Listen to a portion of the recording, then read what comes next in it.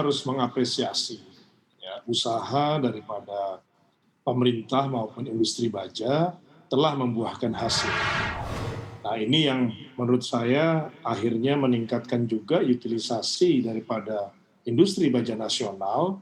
Misalnya saja kayak Krakatau Steel, itu rata-rata kita naik di kisaran 20% atas produk-produk yang kita produksi. Ya, saya cek juga ke teman-teman, ya ada yang naik, ada yang berkurang, tetapi umumnya kita menyambut positif turunnya import baja ke Indonesia. Salah satu yang menarik adalah itu terjadi ketika COVID melanda Indonesia, melanda dunia, sehingga di saat kita banyak kehilangan momentum konteks karena COVID di kuartal 2 itu kan, karena ada PSBB dan lain sebagainya, tetapi di kuartal 3 dan 4 kita bisa recover. Oke, kemudian nih ada momentum pemulihan seperti apa ekspektasi Anda untuk bisa dipertahankan, ditekan lagi impor baja di tanah air dan ekspektasi juga untuk utilisasi efeknya untuk tahun 2021 ini? Karena ada beberapa inisiatif juga yang saat ini tengah dilakukan seperti implementasi Sibana dan juga soal technical barrier impor nih seperti apa pendapat Anda Pak juga sekaligus mewakili asosiasi? Ya, di tahun 2021 ini ya memang besar harapan kita market sudah recover. Dan yang menarik, harga baja itu meningkat sangat tajam. Yang terakhir itu 775 euro di Eropa. Ya. Kita terakhir ekspor itu ke Eropa di kisaran 850 US dollar.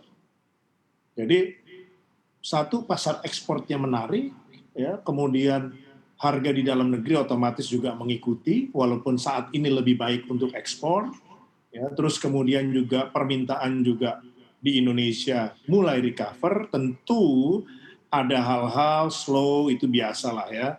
Cuman secara overall kita optimis di tahun 2020 ini 2021 akan lebih baik daripada 2020. KS sendiri tahun ini itu menargetkan naik 25%. Itu produksi atau penjualan berarti? Penjualan ya Pak? Penjualan, penjualan. Kalau kita itu kan antara produksi itu kan mengikuti penjualan. Oke. Ya, produk Permintaan kita kan ada pertumbuhan ini Anda asosiasi. harapkan dari mana akan datangnya nih Pak? Saya masih yakin bahwa impor tetap sulit karena ada masalah di supply chain baja dunia. Momentum ini yang kita ambil. Kemudian juga kita kan di 2019, kemudian 2020 kita lakukan transformasi. Karena biar gimana pun juga KS itu kan the biggest player. Market share kita itu kan di kisaran 40%. Jadi ketika kita melakukan upaya misalnya customer engagement, kita yakinkan bahwa import itu jangan dilihat hanya sebatas harga per tonnya atau per kilogramnya saja, tetapi banyak biaya-biaya yang tidak terhitung ya karena hanya melihat biaya di pembelian. Tetapi misalnya kayak penyediaan modal kerja, inventory yang bertumpuk, kemudian juga tidak bisa mengikuti fluktuasi harga, ini yang tidak dijelaskan di masa lalu sehingga customer juga punya keinginan untuk impor. Padahal ketika dihitung, biaya-biaya tersebut membuat produksi industri dalam negeri lebih kompetitif.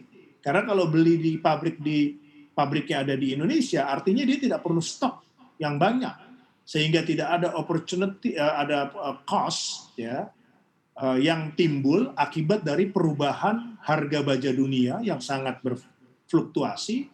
Kemudian juga stok-stok yang dimiliki juga bisa langsung diproduksi. Jangan lupa install aplikasi CNBC Indonesia di App Store maupun di Play Store untuk mendapatkan informasi dan perkembangan terkini dari berita-berita ekonomi dan bisnis.